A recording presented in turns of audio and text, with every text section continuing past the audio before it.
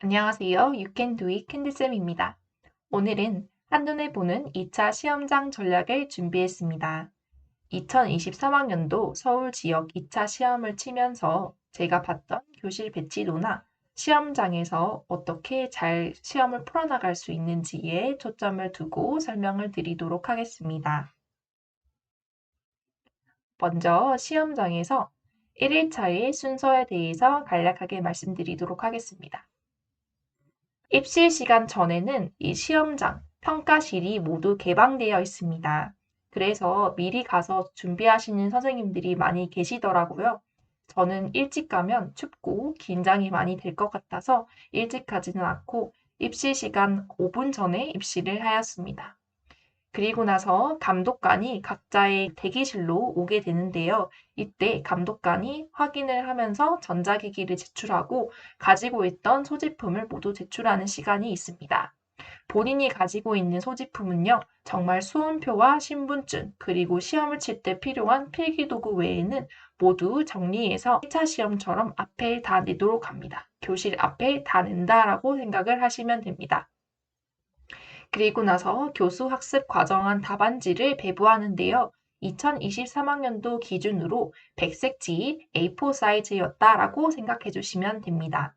교수 학습 과정안 답안지를 받으면 올해의 과정안 문제에 대해서 어느 정도 예측을 할 수가 있습니다. 이 부분은 나중에 시험장 전략에서 다시 말씀드리도록 하겠습니다.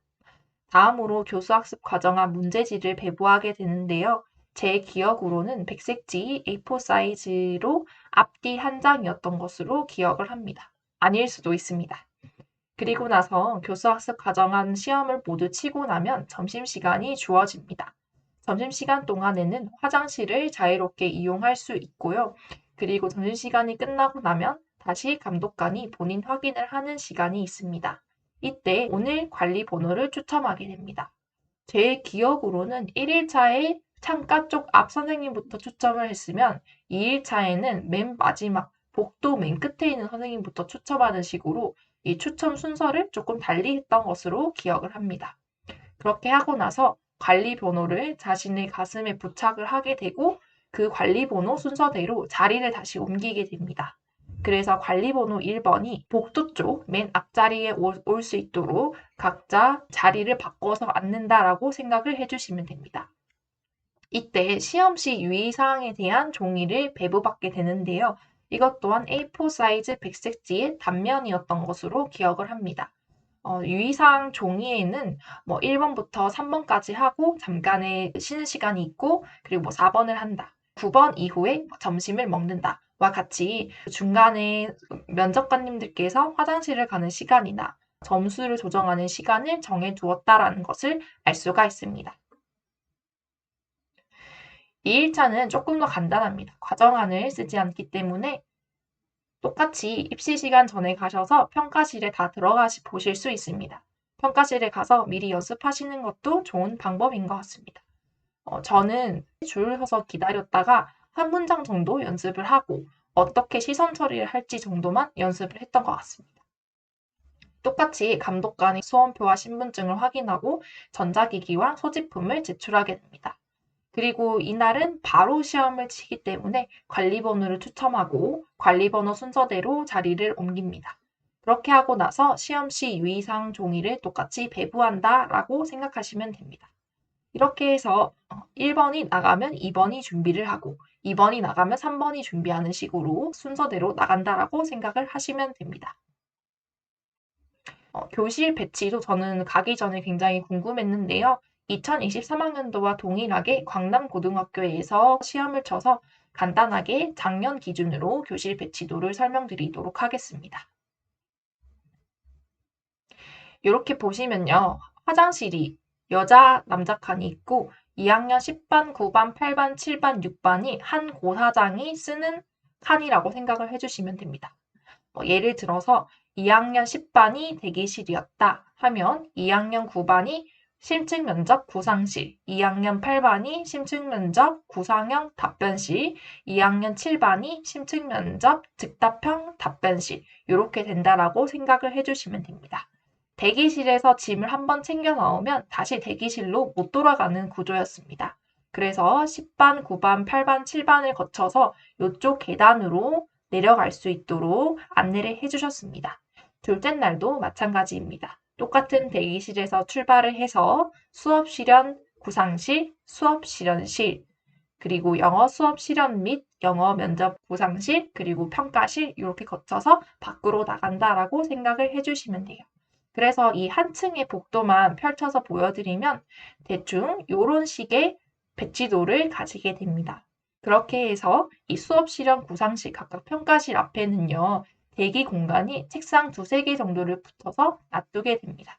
그렇게 해서 그 다음 사람이 나오기 전까지 기다리게 되고 나오면 자기가 짐을 여기다 놔두고 구상실로 들어가서 구상을 하고 다시 나와서 짐을 챙겨서 평가실 앞에 짐을 놔두고 다시 평가를 하러 들어가고 평가가 끝나고 나면 다시 나와서 짐을 챙겨서 그걸 가지고 구상실 앞에 있는 책상 위에 다시 올려놓고 이렇게 해서 대기실에서 가지고 있는 짐을 계속해서 이 책상 위에 올려두면서 자신이 옮겨야 하는 시스템이에요. 그래서 저는 개인적으로 짐을 가볍게 가지고 가시는 것을 추천합니다.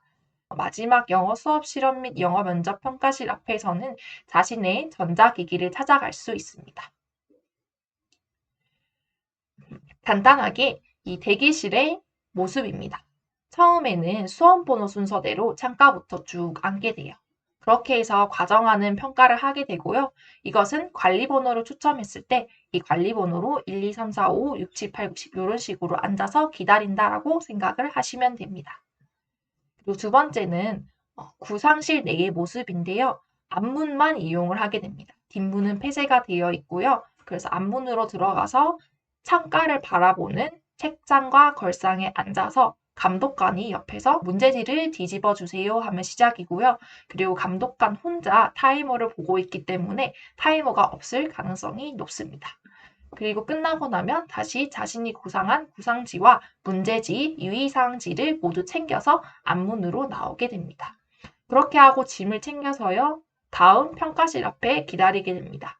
면접 책상에 앉아서 면접을 보게 되는데 2023학년도의 경우에는 면접관이 3분이셨어요. 그래서 면접관은 3명이 이렇게 앉아 계셨고 중간에 빈자리가 하나씩 있었고 왼쪽에 타이머가 설치되어 있었습니다. 그래서 타이머를 보면서 면접을 볼 수 있는 방법이었습니다. 이 면접 평가실과 구상실은요, 심층 면접, 수업 실험, 영어 수업 실험 및 영어 면접 모두 동일하다라고 생각을 해주시면 됩니다. 다음으로 시험 과목별 팁인데요. 교수학습 과정안을 쓸 때에는 제가 사실 마인드맵에는 따로 두지 않았는데 제가 시험장에서 잘 썼던 팁은 이 과정안 양식을 받았을 때 빨리 머리로 구상하는 것입니다. 지금 보고 계시는 화면이 제가 2023학년도 과정안을 쓸 때와 비슷하게 복기를 한 양식인데요. 이때 성취 기준이 적혀 있습니다. 여기는 제가 적었던 내용이고요. 성취 기준은 미리 제시가 되는 경우가 많습니다. 따라서 성취 기준이나 학습 목표를 생각하셔서 저학년, 한 자리의 수의 곱셈이면 저학년 수학에 대해서 관련된 수업을 구상해야 되는구나 라고 생각을 하시면서 머릿속으로 미리 활동을 어떻게 짜면 좋을지 생각해 보세요. 그리고 여기 유의점 칸을 보시면요. 작년에는 제가 보자마자 다르다라고 느꼈던 점이 유의점 칸에 협으로 해서 협력 강사와의 무엇인가를 써야 한다. 그리고 밑에 보면 협력 강사 유의점을 쓰는 란도 있었어요. 그래서 이런 식으로 협력 강사 유의점을 써야 하는구나라는 것을 미리 알 수 있었습니다. 그래서 저는 문제지를 받기 전에 협력 강사 유의점에는 수업 전중 후로 나누어서 써야겠구나 정도로 해서 전중 후에 무엇을 하면 좋을지를 미리 생각을 해본 뒤에 문제지를 받고 구상을 하게 되었습니다. 제가 그래서 말씀드리고 싶은 점은요. 이 답안지를 받았을 때 손으로 쓰지 않는 한 부정행위가 아니기 때문에 빨리 훑어보시고 생각할 수 있는 것은 미리미리 생각해 두시는 게 하나의 팁이 아닌가 싶습니다. 그리고 평소 잘 틀리는 부분은 더블 체크를 할 필요성이 있습니다. 예를 들어서 시간을 항상 마지막에 10분, 40분을 나눠서 써야겠다라고 했는데 시간 칸을 비우고 낸다든지 아니면 수업 단계에서 무엇이 빠졌다라든지 평소에 내가 스터디원들로부터 많이 피드백 받았던 부분들은 더블 체크하시는 것을 추천드립니다. 그리고 제 기억상 따로 구상용 용지가 없었어요. 그래서 문제지의 빈 부분에 구상을 해서 활동명을 간단하게 써서 구상을 했던 것으로 기억합니다.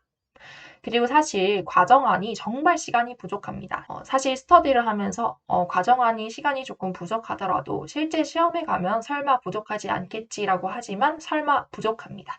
그렇기 때문에 부족할 수밖에 없다라고 생각을 하시고 종칠 때까지 써서 낸다. 마음가짐으로 가시면 좋을 것 같습니다. 남으면 더 좋은 거고요.